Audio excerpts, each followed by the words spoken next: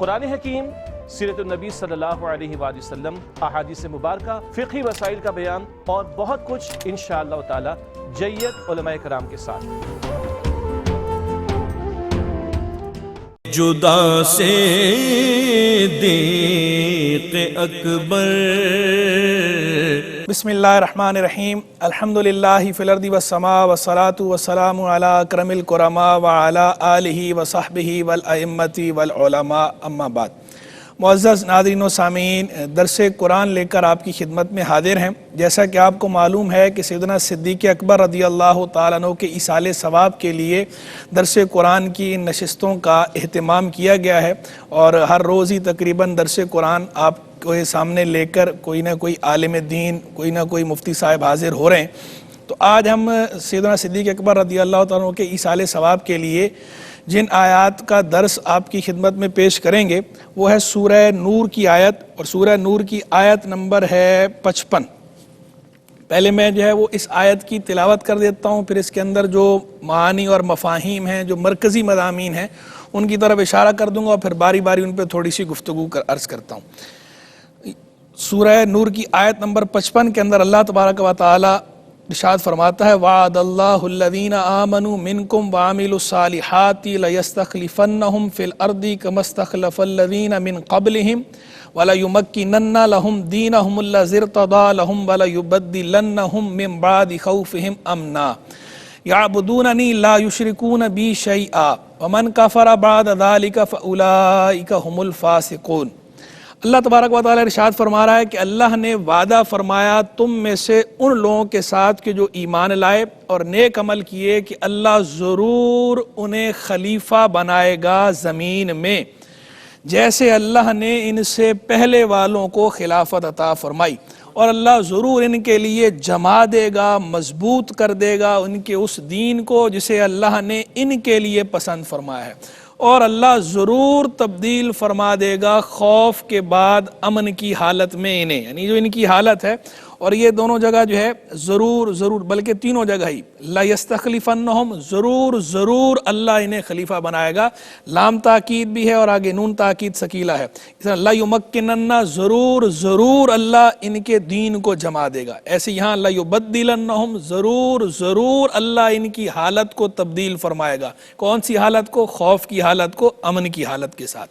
پھر آگے اللہ تبارک و تعالیٰ وصف بیان فرما رہے ہیں ان کا کہ یعبدوننی، یہ میری عبادت کرتے ہیں، لا یشرکون بی شیئا، میرے ساتھ کسی کو شریک نہیں ٹھہراتے، ومن کفر بعد ذلک، تو جو اس کے بعد ناشکری کرے، فاولئک هم الفاسقون، تو وہی لوگ فاسق ہیں، وہی لوگ گناہگار ہیں۔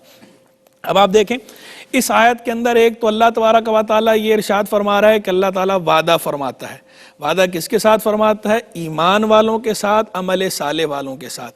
ایک تو یعنی ایمان اور عمل صالح کی اہمیت ظاہر ہوتی ہے اس آیت سے، پھر اس کے بعد اللہ تبارک و تعالیٰ یہ بیان فرما رہا ہے کہ جو ایمان اور عمل صالح والے ہیں انہیں اللہ تبارک و تعالیٰ خلافت عطا فرماتا ہے، یعنی قوت عطا فرماتا ہے، انہیں اقتدار عطا فرماتا ہے زمین میں، جیسے اللہ نے ان سے پہلے والوں کو عطا فرمایا تھا۔ تو خلافت کی اہمیت اور اقتدار، جو ایمان اور عمل صالح والے ہیں، حقیقتاً عمل صالح والے ہیں، حقیقی ایمان والے ہیں، تو پھر انہیں اللہ اقتدار بھی دیتا ہے، اس کا وعدہ اللہ نے کیا ہے، تو یعنی اللہ انہیں قوت نافذہ بھی عطا فرمائے گا، اس کا ذکر ہو رہا۔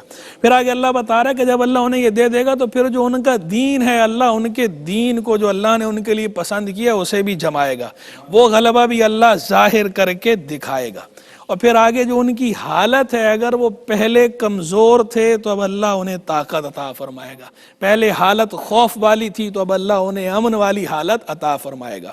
اور اس سے عبادت کی اہمیت بھی ظاہر ہوئی کہ اللہ کی عبادت کرتے ہیں، اور شرک کی قباحت اور شناعت بھی ظاہر ہوئی، اور توحید کی عظمت بھی ظاہر ہوئی کہ یہ جو لوگ ہوتے ہیں یہ شرک سے بچنے والے ہوتے ہیں، توحید پر مستقیم ہوتے ہیں، توحید پر قائم ہوتے ہیں۔ اور آگے پھر اللہ فرما رہا ہے کہ ناشکری کی مذمت فرما رہا ہے کہ یہ جب ہو جائے تو اس کے بعد پھر ناشکری نہیں کرنی، جو اس کے بعد ناشکری کرے گا اللہ کی تو پھر وہ سمجھ لے کہ وہی فاسق ہیں، اور فاسقوں کے ساتھ پھر جو ہوتا ہے وہ ان کے ساتھ ہوگا۔ اب اس آیت کے اندر جو ذکر ہے جس مناسبت سے ہم نے اس آیت کو رکھا ہے، تھوڑا ساری چیزوں پہ انشاءاللہ بات کروں گا۔ مناسبت یہ ہے کہ یہاں جو خلافت کی اللہ نے بات فرمائی ہے، تو اب یہاں مفسرین نے جو اس پہ کلام کیا ہے، مفسرین بیان کرتے ہیں کہ یہ آیت بنیادی طور پر خلفائے راشدین کے بارے میں ہے، یعنی اس کے شان نزول کے بارے میں جو اقوال ہیں، وہ اقوال زیادہ تر جو اقوال ہیں یہ ہے کہ جب سرکار علیہ السلام مدینہ منورہ تشریف لائے ہیں تو پیچھے کلفتیں، مصیبتیں وہ ساری کاٹ کے حضور تشریف لائے، اور حضور کے ساتھ جو مقدس گروہ تھا، صحابہ کرام کی جماعت تھی، انہوں نے بھی وہ مشقتیں اٹھائیں، تکلیفیں اٹھائیں، وہ سرکار علیہ السلام کے ساتھ آئے، گھر بار چھوڑ دیا، ہجرت کر لی، یہاں تک کہ اپنا وطن چھوڑنا پڑا ہے، چھوڑ کر آ گئے ہیں۔ اور اب پھر پتہ چلا کہ کفار جو ہے وہ سازشیں کر رہے ہیں اور وہ جنگ کے در پہ ہیں۔ تو اس موقع پر جو ہے وہ ایک صحابی نے عرض کر دیا کہ پتہ نہیں کب جو ہے ہماری یہ آزمائش ختم ہوگی اور کب ہم یہ ہتھیار چھوڑیں گے اور کب ہمیں امن کی حالت نصیب ہوگی۔ تو اس پر اللہ تبارک و تعالیٰ نے یہ آیت نازل فرمائی، تسلی دی کہ اللہ نے وعدہ کر دیا تم میں سے جو ایمان والے ہیں، عمل صالح والے ہیں، اللہ تمہیں طاقت دے گا، اللہ تمہیں خلافت دے گا جیسے تم سے پہلے والوں کو دی تھی، اللہ تمہاری یہ حالت بدل دے گا، یہ جو امن خوف کی حالت ہے امن سے تبدیل کرے گا، اللہ تمہیں قوت دے گا، اللہ تبارک و تعالیٰ تمہارے دین کو غالب کرے گا، اسے ظاہر فرمائے گا سب کے سامنے، اس کی مضبوطی کو، اس کی پختگی کو، اس کی عمدگی کو۔ تو ان کی تسلی کے لیے نازل ہوئی۔ تو بعض حضرات مفسرین یہ کہتے ہیں کہ یہ آیت نازل ہوئی ہے مدینہ منورہ آنے کے بعد، جب غزوہ بدر ہوا اس سے تھوڑا پہلے، جب پتہ چلا کہ کفار اس طرح کر رہے ہیں، اور بعض کہتے ہیں کہ صلح حدیبیہ کے قریب نازل ہوئی، اس موقع پر نازل ہوئی۔ بہرحال یہ طے ہے کہ مدینہ منورہ آنے کے بعد جو مصیبتیں، مشقتیں جو پہلے کا سلسلہ چل رہا تھا، اس تناظر کے اندر ایک بات ہوئی اور اس پہ اس آیت کے اندر اللہ تبارک و تعالیٰ نے وعدہ ارشاد فرمایا۔ اب دیکھیں، ایک تو یہ پتہ چلا کہ اللہ تبارک و تعالیٰ وعدہ فرماتا ہے، اور وعدہ فرماتا ہے کس سے؟ جو ایمان والے اور عمل صالح والے ہیں۔ لیکن جو ایمان والا ہوگا اور عمل صالح والا ہوگا، ان سے اللہ تعالیٰ وعدہ فرماتا ہے اپنی رحمت کا، اپنے انعام کا۔ یہ بھی رب کی رحمت ہے، رب کا انعام ہے۔ جب اتنی بڑی رحمت اور اتنے بڑے انعام کا وعدہ ہے تو باقی رحمتیں، باقی نعمتیں، باقی انعام جو اس سے نیچے ہیں وہ تو انڈرسٹوڈ ہیں، خود ہی اس کے اندر آ گئے۔ کہ یہ قرآن مجید فرقان حمید کا ایک اسلوب ہوتا ہے کہ ایک بات فرمائی جاتی ہے اور اس بات سے اوپر والی چیزیں اور اس سے نیچے والی چیزیں بھی اس کے اندر شامل ہوتی ہیں۔ اذا ثبت الشیء ثبت بجمیع لوازمہ، جب کوئی چیز ثابت ہوتی ہے تو اپنے تمام لوازم کے ساتھ ثابت ہوتی ہے۔ تو جب اتنی بڑی نعمت کا اللہ اعلان فرما رہا ہے کہ اس دنیا کے اندر سب سے بڑی طاقت، قوت یہ ہے کہ حکمرانی حاصل ہو جائے، ریاست حاصل ہو جائے، جب اس نعمت کا اللہ جو ہے وعدہ فرما رہا ہے تو جو اس سے چھوٹے درجے کی ہیں وہ تو سبحان اللہ، وہ تو بدرجہ اولا اس کے اندر شامل ہیں۔ تو یعنی جو ایمان والا اور عمل صالح والا ہوگا اس کو اللہ تعالیٰ اس سے وعدہ فرماتا ہے نعمتوں کا، انعامات کا، دنیا کی بھی اور آخرت کی۔ آخرت تو پورا قرآن مجید فرقان حمید جو ہے مملو ہے آخرت کی بشارات سے، کہ جو ایمان والے، عمل صالح والے ان کو کس کس طرح کے انعام آخر میں ملیں گے۔ اور آخرت میں نہیں، صرف آخرت نہیں، دنیا میں بھی اللہ تعالیٰ فرماتا ہے، وہ یہاں اس آیت سے ہی پتہ چلا اور دیگر آیات سے بھی۔ تو ایمان اور عمل صالح کی اہمیت ظاہر ہوئی۔ تو ہمیں ایمان مضبوط کرنا چاہیے، کامل الایمان بننے کی پوری کوشش کرنی چاہیے، اور عمل صالح اختیار کرنا چاہیے۔ اور عمل صالح کا ایک بڑا محدود سا تصور ہمارے لوگوں نے سمجھ لیا ہے، وہ سمجھتے ہیں کہ شاید نماز پڑھنا، روزہ رکھنا، زکوٰۃ دینا زیادہ ہو گیا تو حج کر لینا، عمرہ کر لینا، یہ عمل صالح ہے۔ تو دیکھیں یہ بھی عمل صالح ہے، لیکن ہمارا دین یہ کمپلیٹ کوڈ آف لائف ہے، مکمل ضابطہ حیات ہے۔ صرف اسی کو عمل صالح قرار نہیں دیتا، بلکہ یہ جو دنیا ہے، یہ دنیا اللہ اور اللہ کے رسول علیہ السلام کے احکام کے مطابق برتنا، یہ سارا عمل صالح ہے، یہ سب عبادت ہے۔ یعنی اپنی زندگی کے ہر گوشے میں، ہر شعبے میں اللہ اور اللہ کے رسول علیہ السلام کے احکام کو ملحوظ رکھنا، حدود اللہ کی پامالی سے بچنا، اللہ کی رضا کو ملحوظ رکھنا، یہ جو بھی کام ہم کریں گے وہ عمل صالح کہلائے گا، وہ کام عبادت کہلائے گا۔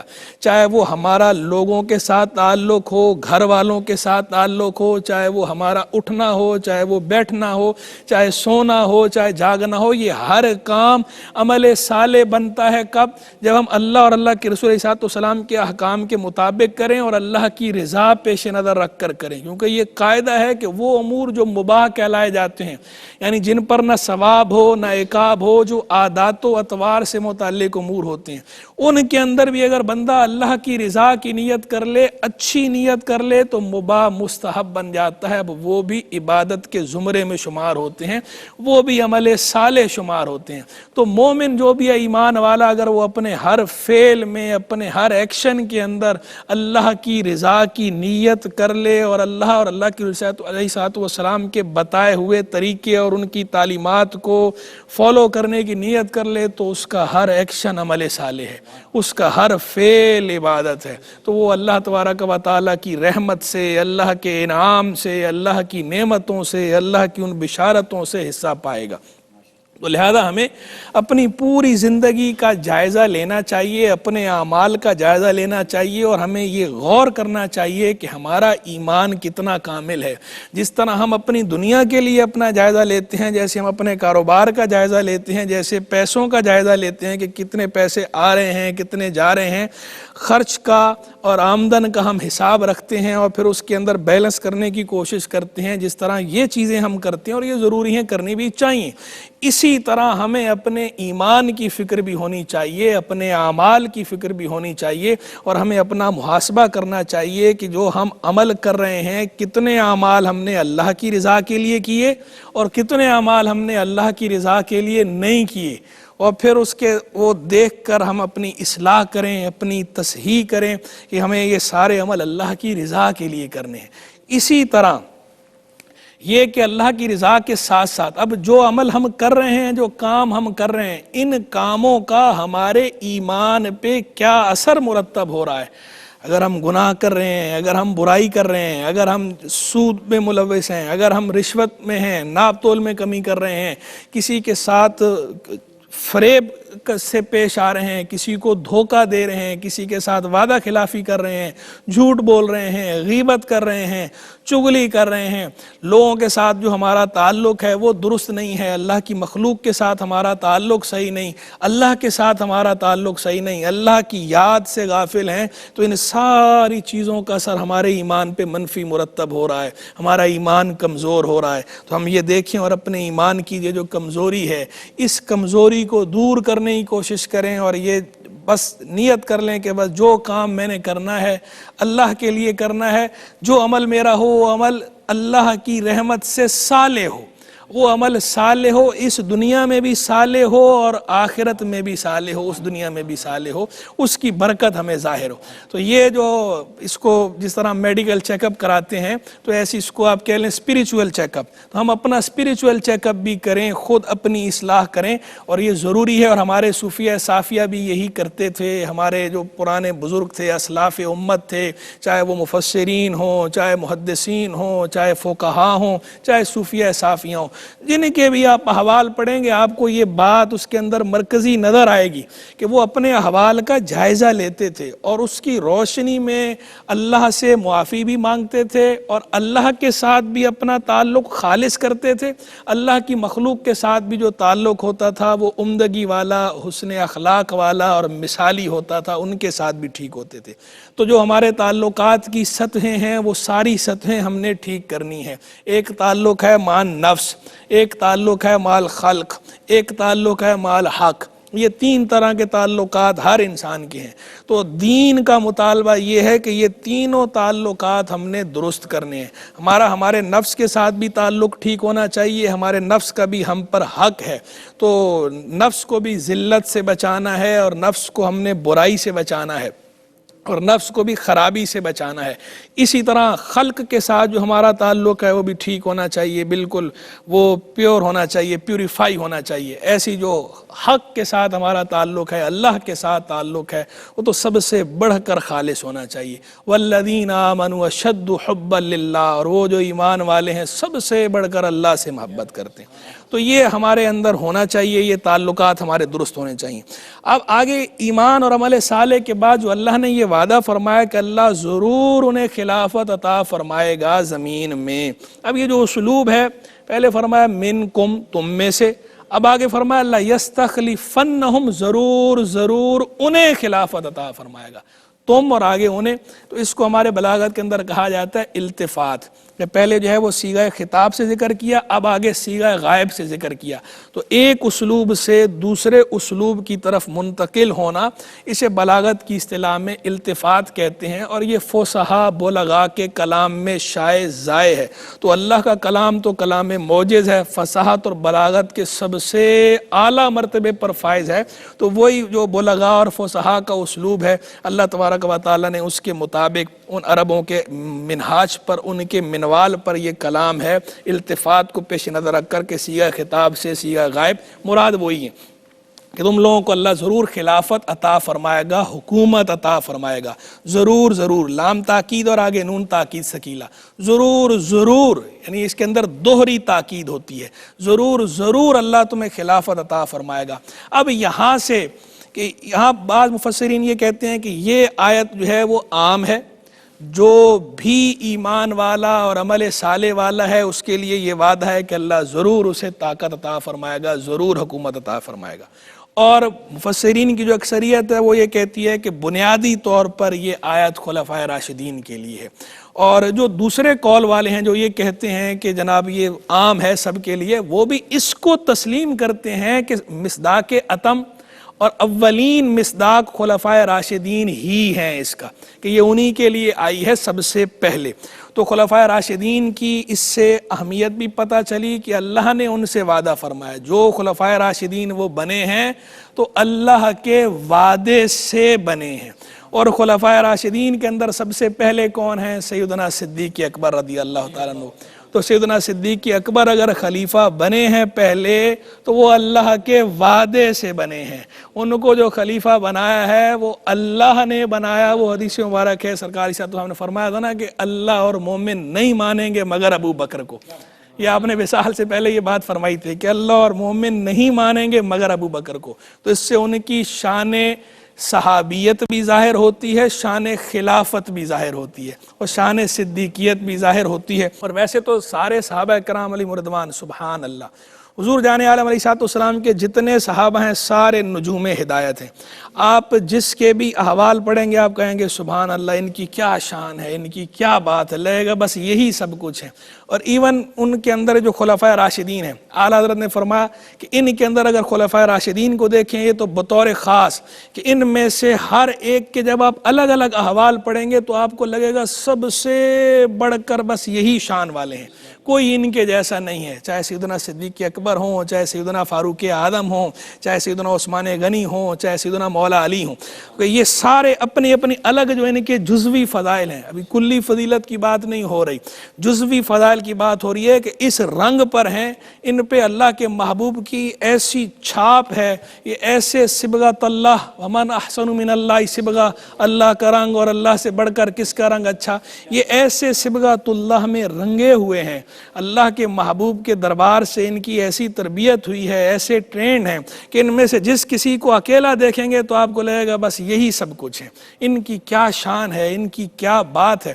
اور پھر کہتے ہیں کہ میں فضیلتیں پھر اعلیٰ نے آگے بیان کرنا شروع کی، باری باری سب کی جو جزوی فضائل ہیں بیان کر کے کہتے ہیں کہ اتنے فضائل ہیں کہ ہم بیان کرتے رہیں ختم نہیں ہونے، تو مجھے جملہ مستعار میں لیتا ہوں سیدنا خالد بن ولید رضی اللہ تعالیٰ عنہ کا، اللہ ان پہ رحمت فرمائے۔ کیا جملہ مستعار کہتے ہیں؟ ان سے کسی نے کہا صف لی نبی یک، اپنے نبی کا وصف بیان کرو، تو انہوں نے ایک جامع معنی جملہ ارشاد فرمایا، لمبی چوڑی تقریر کی بجائے کہ اتنے اوصاف ہیں اللہ کے محبوب کے، وہ تو کوئی بیان کر ہی نہیں سکتا۔ جب اللہ کے محبوب کے صحابہ کی شان ایسی ہے کہ یہ شان بیان کرنے پر آئیں تو جو ہے ہمارے سانس ختم ہو جائیں، ان کی شان کا حق ادا نہیں ہو سکتا۔ تو اللہ کے محبوب جن سے یہ شانیں سب کو ملی ہیں، جو اللہ کے بھی محبوب ہیں، جن کو اللہ نے شان تقسیم کرنے والا بنایا ہے، شان عطا کرنے والا بنا ہے، ان کی شان کا بیان تو کوئی کر ہی نہیں سکتا کما حق ہو۔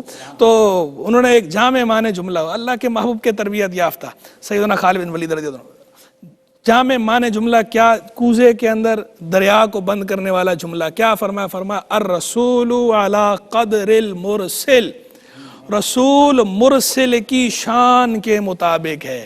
مرسل یعنی بھیجنے والا اللہ، رسول بنانے والا یعنی اللہ۔ تو جیسے بھیجنے والا اللہ یکتا اور بے مثال ہے، ایسے ہی اس کا بھیجا ہوا یہ رسول مخلوق میں یکتا اور بے مثال ہے۔ جیسے وہ رب العالمین ہے تو اس کا بھیجا ہوا رسول رحمت للعالمین ہے۔ جیسے کوئی اس سے مستغنی نہیں ہو سکتا تو ایسے ہی کوئی ان سے بھی مستغنی نہیں ہو سکتا۔ وہ جہنم میں گیا جو ان سے مستغنی ہوا ہے۔ خلیل اللہ کو حاجت رسول اللہ کی، اللہ تک پہنچنے کے لیے سب کو حاجت ہے ان کی، ان کے دروازے تک نہیں پہنچے گا بخدا خدا کا یہی ہے در، نہیں اور کوئی مفر مقر، جو وہاں سے ہو یہیں آ کے ہو، جو یہاں نہیں وہ وہاں نہیں۔ ان تک نہیں پہنچے گا اللہ تک نہیں پہنچ سکتا، تو اللہ تک پہنچنے کے لیے ان تک پہنچنا ضروری ہے۔ تو اعلیٰ حضرت کہتے ہیں کہ جیسے سیدنا خالد بن ولید رضی اللہ تعالیٰ عنہ نے یہ فرمایا، الرسول علی قدر المرسل، رسول جو ہے وہ بھیجنے والے مرسل یعنی اللہ کی شان کے مطابق ہے، جیسے وہ بھیجنے والا یکتا بے مثال ہے، سے یہ یکتا بے مثال اس کی عطا سے۔ تو کہ میں بھی یہی بات کہتا ہوں کہ جو رسول کے صحابہ ہیں یہ رسول کی شان کے مطابق ہیں، کہ جیسے یہ سیدنا رسول علیہ السلام یہ مخلوق میں یکتا بے مثال ہیں، نبیوں رسولوں میں بے مثال ہیں، یکا و تنہا ہیں، یگانہ ہیں، ایسے یہ رسول کے صحابہ غیر نبی جتنے لوگ ہیں، جتنے ولی ہیں، جتنے پچھلے نبیوں کے حواری ہیں، صحابی ہیں، یہ سب میں یکتا بے مثال یہ سیدنا رسول اللہ کے صحابی ہیں۔ یہ وہ لوگ ہیں، یہ وہ مقدس گروہ ہے، وہ مقدس جماعت ہے جس کو اللہ رب العالمین نے چنا ہے اپنے محبوب کی رفاقت کے لیے۔ ناظرین یہاں پر وقت ہوا ایک مختصر سے بریک کا، امید ہے آپ ہمارے ساتھ رہیں گے۔ ناظرین ویلکم بیک۔ تو میں گزارش کر رہا تھا کہ جب بندہ کسی سے پیار کرتا ہو تو اس کے لیے اپنی طرف سے کوشش کرتا ہے کہ سب سے اچھی چیز میں اس کو تحفے میں دوں، اور اس کی ضروریات کا اور حوائج کا خیال کرتا ہے۔ بندہ ہو کر ایسا کرتا ہے تو اللہ تبارک و تعالی بے مثل و بے مثال، اللہ جو خالق ہے، جس کے اختیارات کی، جس کی طاقتوں کی انتہا نہیں ہے، وہ جب محبت فرماتا ہے تو وہ بھی پھر اپنے محبوب کو ایسی چیز عطا فرماتا ہے جو بے مثل و بے مثال ہوتی ہے۔ تو اپنے محبوب کے لیے اس نے ان لوگوں کو چنا ہے کہ جن کی مثل چشم فلک نے کبھی نہیں دیکھی، وہ سارے ہی سبحان اللہ۔ پھر ان کے اندر خلفائے راشدین، سبحان اللہ۔ پھر خلفائے راشدین کے اندر بھی سیدنا صدیق اکبر، اللہ اکبر، ان کو دیکھ کر تو واقعی یہی کہا جائے کہ اللہ اکبر، اللہ سب سے بڑا ہے، جس اللہ نے ان کو یہ شان عطا فرمائی۔ افضل البشر بعد الانبیاء بالتحقیق، نبیوں کے بعد، رسولوں کے بعد انسانوں میں سب سے افضل ذات بالتحقیق۔ دیکھیں جمعے کے خطبے آپ سنتے ہیں، جمعے کے ہر خطبے میں جب بھی ان کا نام لیا جاتا ہے تو اس سے پہلے کہا جاتا ہے افضل البشر بعد الانبیاء بالتحقیق۔ یہ ان کی شان ہے کہ صدیوں سے خطبے پڑھے جا رہے ہیں، جمعے کے خطبوں میں ان کا ذکر ہوتا ہے تو پہلے یہ کہا جاتا ہے کہ نبیوں اور رسولوں کے بعد انسانوں میں سب سے افضل ہستی، ان کا نام آ رہا ہے آگے ان کا۔ پھر جب آگے نام بھی لیتے ہیں تو نام نہیں، کنیت، اور آگے جب ذکر کرتے ہیں صدیق۔ تو میں کہتا ہوں اکثر کہ جو صدیق ہیں یہ صدیق اکبر بھی ہیں اور صدیق اکبر بھی ہیں، یہ دو الگ الگ لفظ ہیں، ایک ہے صدیق اور ایک ہے صدیق۔ صدیق یعنی صاد کے نیچے بھی زیر ہے، دال مشدد اور اس کے نیچے زیر، صدیق۔ اور صدیق جو ہے وہ صاد پہ زبر اور دال کے نیچے زیر اور شد نہیں ہے، تخفیف کے ساتھ۔ صدیق کا معنی ہے بہت زیادہ سچ بولنے والا، بہت زیادہ تصدیق کرنے والا سچ کی، اور صدیق کا معنی ہے دوست۔ تو صدیق جو ہیں یہ صدیق اکبر بھی ہیں اور یہ صدیق اکبر بھی ہیں، کہ یہ سب سے بڑھ کر سچ بولنے والے بھی ہیں، سب سے بڑھ کر اللہ کے محبوب کی تصدیق کرنے والے بھی ہیں، اور سب سے بڑے دوست ہیں اللہ کے محبوب کے۔ کہ وہ اللہ کے محبوب نے فرمایا تھا نا کہ اگر میں کسی کو خلیل بناتا تو ابو بکر کو بناتا۔ خلیل اللہ ہے نا، تو خلیل سے نیچے صدیق ہے، تو صدیق یہ ہیں محبوب نے جن کو چنا ہے اپنی رفاقت کے لیے۔ ساری زندگی آپ ان کی دیکھیں، سرکار علیہ السلام کے ساتھ جو گزری ہے، ہر موقع پر سب سے آگے، سب سے پیش آپ کو کون نظر آتے ہیں؟ سیدنا صدیق اکبر۔ ہر جگہ سرکار علیہ السلام مشورہ فرما رہے ہیں تو کس سے کر رہے ہیں؟ سیدنا صدیق اکبر سے۔ مزاج شناس رسول کون ہیں؟ حضور کے رنگ میں رنگے ہوئے کون ہیں؟ سرکار کو سب سے بڑھ کر اعتماد کس پر ہے؟ صدیق اکبر پر۔ جب لوگ آتے ہیں اور آ کر جب کوئی یہ کہتا ہے کہ اگر میں آؤں اور آپ کے بعد آپ مجھے نہ ملیں تو پھر کس سے یہ بات کہوں، کس سے مطالبہ کروں؟ تو حضور نے فرمایا ابو بکر سے۔ اپنے بات کے لیے بھی کس کا ذکر کر رہے ہیں؟ ابو بکر سے، کہ سرکار کو سب سے بڑھ کر اعتماد کس پر ہے؟ سرکار کے سارے صحابہ سبحان اللہ سارے ہی لائق اعتماد، سارے ہی معتمد علیہم ہیں، لیکن سب سے بڑھ کر قابل اعتماد حضور کو کون ہے؟ حضرت ابو بکر۔ سب سے بڑھ کر سرکار علیہ السلام ان پہ اعتماد کرتے تھے، اسی لیے تو سرکار علیہ السلام نے ان کو نماز کا حکم فرمایا تھا نا۔ سرکار علیہ السلام کے مرض وصال میں آخری جو نمازیں ہیں، کتنی 17 نمازیں سیدنا صدیق اکبر نے پڑھائی ہیں۔ مصلی پہ کس کو سرکار نے کھڑا کیا ہے؟ سیدنا صدیق اکبر کو۔ اور حالانکہ ام المؤمنین سیدہ عائشہ صدیقہ تو یہ بات طاہرہ رضی اللہ تعالیٰ عرض کر رہی تھیں کہ یہ نرم دل ہیں، یہ نہیں کھڑے ہو پائیں گے، لیکن اس کے باوجود سرکار علیہ السلام نے حکماً تاکیداً انہی کو کھڑا کروایا، ورنہ ہو سکتا تھا نا اگر وہ عرض کرنی ہے تو سرکار کہتے ٹھیک ہے۔ اگر یہ ایسے ہی کسی کو بھی کھڑا کرنا مقصود ہوتا تو سرکار فرما دیتے کسی کو اتفاق رائے سے جو ہے وہ مصلی پہ کھڑا کر دیں امامت کے، نہیں، سرکار نے خود نامزد فرمایا، خود نام لے کے فرمایا، اور جب آگے سے عذر پیش کیا گیا تو بھی اسی بات پر قائم رہے، حکماً تاکیداً کھڑا کروایا مصلی امامت پر، ظاہر کروایا کہ میرے بعد اس مصلی پر کھڑا ہونے کا حق کس کا ہے؟ ابو بکر صدیق کا ہے۔ تو یعنی وہ اسی لیے تو مولا علی نے فرمایا تھا نا کہ جس کو رسول نے ہمارے دین کے لیے چنا، ہم نے اپنی دنیا کے لیے اس کو چنا۔ یعنی جب خلافت، جب انہوں نے بیعت خلافت کی ہے تو اس کی دلیل کے طور پر انہوں نے پیش اسی بات کو کیا ہے کہ جس کو اللہ کے محبوب نے ہمارے دین کی امامت کے لیے چنا، ہم نے دنیا کی امامت کے لیے بھی اسی کو چنا ہے۔ تو یہ اس دین کے اندر تو مصلی امامت کی بہت بڑی حیثیت ہے، وہ خلیفہ مقرر کرنے کی طرف ہی تو اشارہ تھا کہ اس مصلی پہ جب کھڑا کیا۔ اور سرکار علیہ السلام نے خود بھی آپ کی اقتداء میں 2 نمازیں ادا فرمائی ہیں الگ الگ موقعوں پر، تو آپ سیدنا صدیق اکبر کو آپ نے مقرر فرمایا ہے اور صراحتاً نام نہیں لیا لیکن اشارے چھوڑ دیے آپ نے، تو ان اشاروں کی روشنی میں ہی یہ بات انڈرسٹوڈ تھی، سب کے ذہن میں یہی بات تھی کہ سرکار علیہ السلام کے بعد خلیفہ کس نے بننا ہے؟ سیدنا صدیق اکبر رضی اللہ تعالیٰ عنہ نے۔ یہی وجہ ہے کہ بالاتفاق سب نے سیدنا صدیق اکبر رضی اللہ تعالیٰ عنہ کو چنا خلافت کے لیے اور انہیں قائم کیا، اس مسند پر انہیں بٹھایا ہے، مسند خلافت، اور مسند خلافت کو انہوں نے زینت عطا فرمائی ہے۔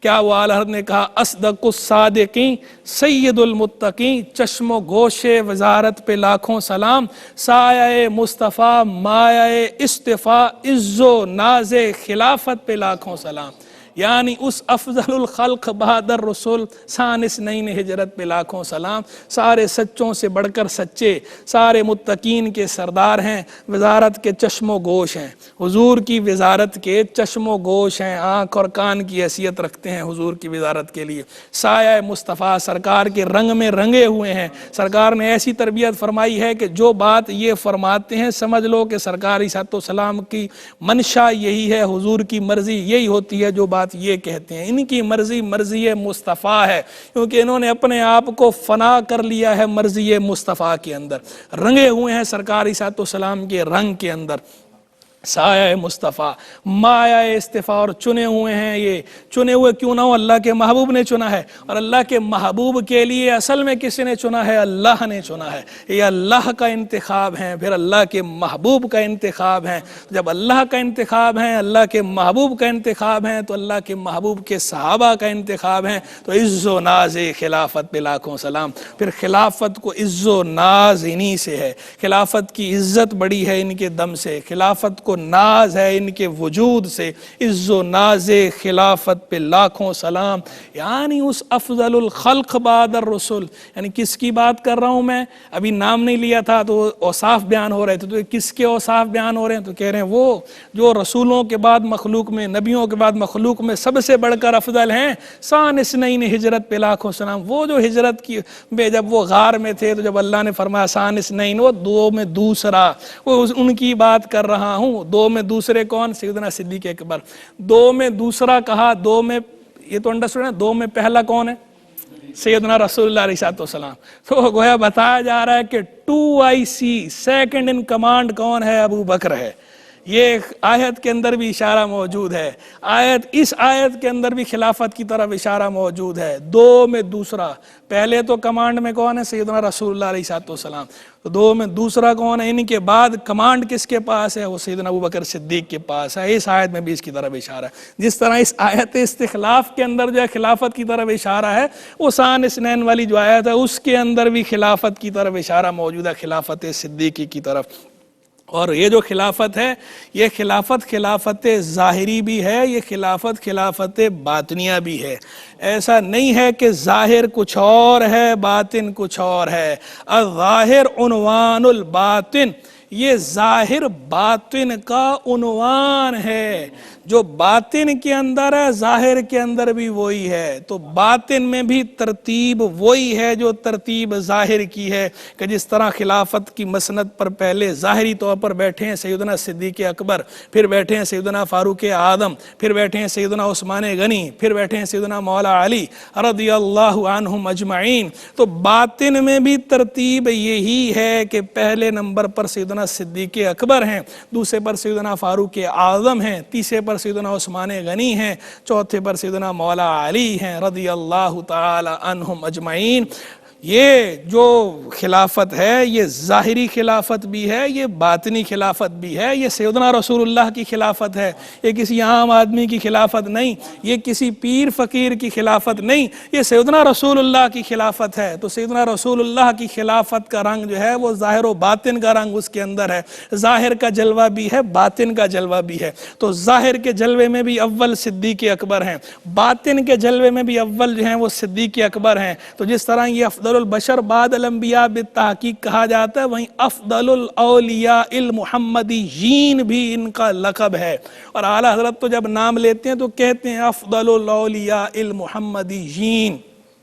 جو اولیاء محمدیین ہیں، سرکار علیہ السلام کی امت کے جو اولیاء ہیں ان کے اندر سب سے بڑھ کر افضل یہ ہیں. ساری امتوں میں اولیاء ہوئے، ساری امتوں میں سب سے بڑھ کر اولیاء کہاں ہیں جن کا مرتبہ زیادہ ہے؟ وہ سرکار کی امت کی. اور سرکار کی امت تو سرکار حضور نے خود فرمایا تھا، مثل امتی مثل المطر لا یدری اول خیرا ما آخر. میری امت کی مثال بارش کی مثال ہے، نہیں پتہ چلتا اس کا اول خیر ہے یا اس کا آخر خیر ہے. یعنی آخر تک کس کے اندر اولیاء آتے رہیں گے، کوئی دور اس کا اولیاء سے خالی نہیں، کوئی دور اس کا ایمان والوں سے خالی نہیں، کوئی دور اس کا عمل صالح والوں سے خالی نہیں. قیامت قائم ہونی ہے، اس وقت قائم ہونی ہے جب یہ سارے مسلمان اولیاء محمدیین جب سارے رخصت ہو جائیں گے، پھر قیامت قائم ہوئے گی جب دنیا میں کوئی اللہ اللہ کہنے والا نہیں ہوگا. اس وقت تک یہ حضرت اولیاء محمدیین کا سلسلہ جاری ہے. یہ حضور کی امت ہے، بانجھ نہیں ہے، زرخیز امت ہے. وہ سارے اولیاء سے افضل حضور کی امت کے اولیاء، اور پھر ان حضور کی امت کے اولیاء میں سب سے افضل الاولیاء المحمدیین سیدنا ابو بکر صدیق رضی اللہ تعالی عنہ ہیں. یہ وہ ہیں، ان کو سب سے بڑھ کر یہ شرف ہے. یعنی یہ جس طرح ظاہری خلافت میں سب سے آگے ہیں، باطنی خلافت میں، روحانی خلافت میں بھی سب سے آگے یہی ہیں. سرکار کی ظاہری خلافت بھی پہلے ان کے پاس آئی ہے، روحانی خلافت بھی حضور کی ان کے پاس آئی ہے. اور حضور کی خلافت تو ظاہری روحانی کا مجموعہ ہی تھی. وہ جو سرکار کی خلافت تھی وہ خلافت ایسے نہیں تھی کہ ظاہری خلافت جو ہے وہ دی جا رہی ہے، روحانی نہیں دی جا رہی. حضور کی طرف سے جو خلافت کی مسند آئی، جو منصب آیا، جو حضور کی طرف سے پہلے جن کو بٹھایا گیا، وہ سارے وہ لوگ تھے جو ظاہر و باطن کے جامع لوگ تھے. تو ان ظاہر و باطن کے جامع لوگوں نے ان کو ظاہر اور باطن دونوں کے لیے اجتماعی طور پر انہی کو منتخب کر لیا، سیدنا صدیق اکبر کو. تو سیدنا صدیق اکبر کی تو کیا شان ہے، جتنی شان بیان کریں کم ہیں. ان کی شان بیان کر کے ہم اپنے ایمان کو جلا بخش رہے ہیں. ہمارے بیان کرنے سے ان کی شان نہیں بڑھنی، ان کی شان سے ہم اپنے آپ کو توقیر بخش رہے ہیں، اپنے نامہ اعمال کو زینت دے رہے ہیں. یہ وہ ہیں کہ سیدنا حسان بن ثابت رضی اللہ تعالیٰ عنہ کو سرکار علیہ السلام فرمائش فرما کر، حضور نے فرمائش کی کہ ابو بکر کے لیے بھی کچھ کہو، تو حضور کی فرمائش پہ حضرت حسان بن ثابت ان کے لیے اشعار کہہ رہے ہیں، اور وہ اشعار سرکار علیہ السلام سن رہے ہیں۔ تو صدیق اکبر کی شان تو وہ ہے کہ سرکار علیہ السلام فرمائش کر کے سنتے ہیں، فرمائش کر کے حضرت حسان بن ثابت سے شعر کہلواتے ہیں، پھر وہ سنتے بھی ہیں۔ تو جب سیدنا حسان بن ثابت کو حضور نے فرمائش کی پتہ چلا، سرکار خوش ہوتے ہیں۔ جب ابو بکر کا ذکر ہوتا ہے تو حضور جان عالم علیہ السلام خوش ہوتے ہیں۔ تو ہم بھی حضرت ابو بکر کا ذکر کر رہے ہیں کہ اللہ کے محبوب خوش ہوں، اللہ کے محبوب خوش ہوتے ہیں تو اللہ خوش ہوتا ہے۔ تو کیا شان، اور پھر جو آگے بات ہوئی جو فرمایا کہ دین کو ان کے لیے طاقت ہوگی، تو آپ دیکھیں سیدنا صدیق اکبر نے جو فیصلے کیے ہیں دین کو طاقت ملی۔ سب سے بڑا معاملہ جب سرکار علیہ السلام کا وصال ہوا تو وہ کیسا دل دوز سانحہ تھا، اس وقت اپنے حواس پہ قابو رکھ پانا کتنا مشکل تھا، اچھوں کے اوسان اس وقت بحال نہیں تھے، اور وہ معاملہ ایسا تھا اگر اس وقت سنبھالا نہ جاتا تو کوئی بھی سانحہ ہو سکتا تھا۔ اس موقع پر اصحاب تمکین کے سردار بن کر کون سامنے آئے؟ سیدنا صدیق اکبر، اور کیا آگے بڑھ کر انہوں نے کہا من کان منکم یعبد محمدا فإن محمدا قد مات ومن کان یعبد اللہ فإن اللہ حی لا یموت، کہ جو تم میں سے محمد علیہ السلام کی عبادت کرتا تھا تو سن لو وہ دنیا سے تشریف لے گئے، اور جو اللہ کی عبادت کرتا ہے تو اللہ حی ہے، زندہ ہے، لا یموت، مرنے والا نہیں۔ پھر آگے قرآن کی آیت تلاوت فرمائی وما محمد الا رسول قد خلت من قبلہ الرسل، اور محمد تو نہیں مگر ایک رسول، ان سے پہلے رسول گزر چکے، تو اگر یہ شہید کر دیے جائیں یا فوت ہو جائیں تو کیا تم الٹے پاؤں پلٹ جاؤ گے؟ یہ قرآن کے اندر آیت تھی۔ جب یہ انہوں نے پڑھی تو سارے صحابہ نے یہ سن کے سکون اختیار کیا، اور بعض نے تو کہا ہمیں ایسا لگا جیسے یہ آیت پہلی دفعہ اب نازل ہوئی ہے، حالانکہ نازل ہوئی تھی، لیکن اس وقت جو ہے ذہول ہو گیا تھا، اس وقت وہ سانحہ ایسا تھا، لیکن اس سانحے پہ سب کو سنبھالنا، سب کو مجتمع کرنا، سب کو جمع رکھنا، یہ سیدنا صدیق اکبر رضی اللہ عنہ کا کارنامہ ہے، اور انہوں نے جمع کیا، اور اس کے بعد انہوں نے جتنے فیصلے کیے ہیں اپنے دور خلافت کے اندر وہ سارے کے سارے فیصلے، ان سے اسلام کی شان ظاہر ہوئی ہے، دین کو غلبہ ملا ہے۔ اسی نے آگے بنیاد فراہم کی ہے دور فاروقی کو، وہ تقریباً 22 لاکھ مربع میل پہ جو آگے سلطنت قائم ہوئی ہے، جو رومن امپائر جو زیر نگیں ہوئی، جو پرشین امپائر زیر نگیں ہوئی ہے، بنیاد کس نے فراہم کی؟ سیدنا صدیق اکبر نے، انہوں نے جو فیصلے فرمائے ہیں۔ تو اللہ تبارک و تعالیٰ سیدنا صدیق اکبر رضی اللہ تعالیٰ کے درجات کو اور بلند فرمائے، ہمیں آپ کے فضل و برکات سے عز وافر عطا فرمائے۔ آپ لوگوں میں سے کسی نے کوئی سوال پوچھنا ہو؟ سر، حضرت ابو بکر صدیق اور پھر صدیق اکبر قرار پاتے ہیں، جب وحی نبوت کا وقت آتا ہے تو آپ تصدیق فرماتے ہیں، جب معراج رسالت صلی اللہ علیہ وسلم کا وقت آتا ہے تو آپ تصدیق فرماتے ہیں، تو اس یقین اور تصدیق کا جو بنیادی محرک ہے وہ کیا ہے؟ دیکھیں، اس یقین اور تصدیق کا بنیادی محرک حضور نبی کریم صلی اللہ تعالی علیہ وآلہ وسلم کی سچی محبت ہے، کیونکہ وہ سیدنا رسول اللہ علیہ السلام سے کامل محبت کرتے تھے اور انہیں دل سے اللہ کا رسول مانتے تھے، تو انہیں اعتماد تھا کلی طور پر کہ اللہ کے رسول جو بات فرماتے ہیں حق ہی فرماتے ہیں، تو یہ اعتماد کسی صورت میں متزلزل نہیں ہوتا۔ تو ایسا ہی ایمان ہمیں بھی اپنے اندر پیدا کرنا چاہیے کہ اللہ کے محبوب کی بات آ جائے، اللہ کی بات آ جائے تو وہاں ہم نے اف اینڈ بٹ کا مظاہرہ نہیں کرنا، وہاں ہم نے سر تسلیم خم کرنا ہے، جیسے سیدنا صدیق اکبر نے کیا، چاہے اس بات کی حکمت، اس کی لاجک ہمیں سمجھ آئے یا نہ آئے۔ اگر سمجھ میں آ جائے تو ویل اینڈ گڈ، نہ آئے تو ہم نے اپنی عقل کا قصور جاننا ہے۔ اللہ کے محبوب کی بات تو 110%، بلکہ اس سے بھی زیادہ حق اور حق ہی ہے، حق کے سوا کچھ نہیں۔ وَمَاذَا بَعْدَ الْحَقِّ إِلَّا الضَّلَالُ، اور حق کے بعد تو نہیں مگر گمراہی۔ تو محمد رسول اللہ صلی اللہ علیہ وسلم کی جو بات ہے وہ حق ہے۔ وَمَا يَنطِقُ عَنِ الْهَوَىٰ إِنْ هُوَ إِلَّا وَحْيٌ يُوحَىٰ وَآخِرُ دَعْوَانَا أَنِ الْحَمْدُ لِلَّهِ رَبِّ الْعَالَمِينَ۔ ہے محبوب خدا صدیق اکبر، صحابہ میں جدا سے صدیق اکبر۔